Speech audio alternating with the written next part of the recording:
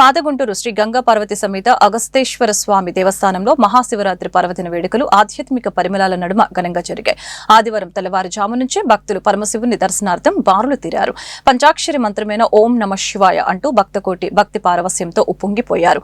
భక్తులకు ఎలాంటి ఇబ్బందులు తలెత్తకుండా సకల ఏర్పాట్లు చేశామని ఆలయ కార్యనిర్వహణ అధికారి ఎన్ఎల్టీ సౌమ్య, ఆలయ పాలక మండలి చైర్మన్ గాలి సతీష్ బాబు, 8వ డివిజన్ కార్పొరేటర్ ఇర్రి ధనలక్ష్మి సాయి తెలిపారు. రోజు మహాశివరాత్రి పురస్కరించుకొని పాతగుంటూరులో 11వ శతాబ్దం నాటి ప్రాచీన గంగా పార్వతి సమేత అగస్తేశ్వరాలయం ఉన్నది ఇక్కడ మన పాతగుంటూరు 8వ డివిజన్లో. అదేవిధంగా భక్తుల సౌకర్యార్థం గుంటూరు తూర్పు నియోజకవర్గ శాసనసభ్యులు నజీర్ అహ్మద్ గారు, అదేవిధంగా గుంటూరు నగరపాలక సంస్థ మేయర్ అయినటువంటి కోడిమేడి రవీంద్రనాథ్ గారి ఆధ్వర్యంలో మున్సిపాలిటీ పరంగా కానీ భక్తులకు చుట్టుపక్కల పరిసరాలు కానీ వారికి టెంపుల్కి కావాల్సినటువంటి అన్ని సౌకర్యాలు మున్సిపాలిటీ పరంగా మేము ఏర్పాటు చేయడమైంది. అదేవిధంగా నూతన పాలకవర్గమైనటువంటి గాలి సతీష్ గారు, వారి టీము, అదేవిధంగా ఎగ్జిక్యూటివ్ ఆఫీసర్ సౌమ్య గారు వారు సూచనల మేరకు సలహాల మేరకు చుట్టుపక్కల ప్రాంతాలను కూడా మేము శానిటేషన్ పరంగా కానీ వారికి కావాల్సిన సౌకర్యాలు మొత్తం సమకూర్చడం జరిగింది.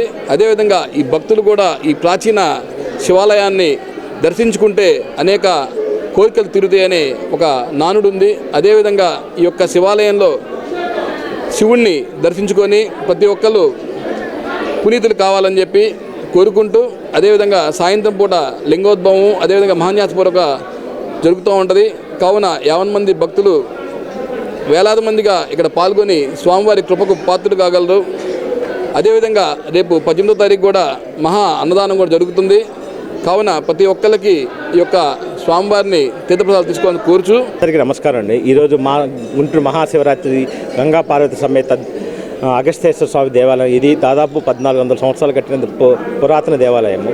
ఈరోజు మార్నింగ్ 5 దగ్గర నుంచి ఉదయం 5 దగ్గర నుంచి రుద్రాభిషేకాలు మొదలయ్యి ఈరోజు మహాశివరాత్రి సందర్భంగా మన ఈవో గారి సహకారంతో మొత్తం పార్కింగ్ కానీ ప్రసాదం కానీ వాటర్ బాటిల్స్ కానీ పారిశుధ్యం కానీ అంతా ఈవో గారి సహకారంతో ట్రస్ట్ బోర్డు సహకారంతో మేము పూర్తి చేశాము. అలాగే ఈరోజు మధ్యాహ్నం మాస శివరాత్రి మరియు 1ంటికి మధ్యాహ్నం 12కి లింగోద్భవం, నైట్ 12కి లింగోద్భవం మరియు 1ంటికి శివ కళ్యాణం జరుగును. అలాగే రేపు 18వ తారీఖు మహా అన్నదాన కార్యక్రమం జరుగును. కావున భక్తులందరూ ఈరోజు శివుడి యొక్క దర్శనం చేసుకుని దేవుని యొక్క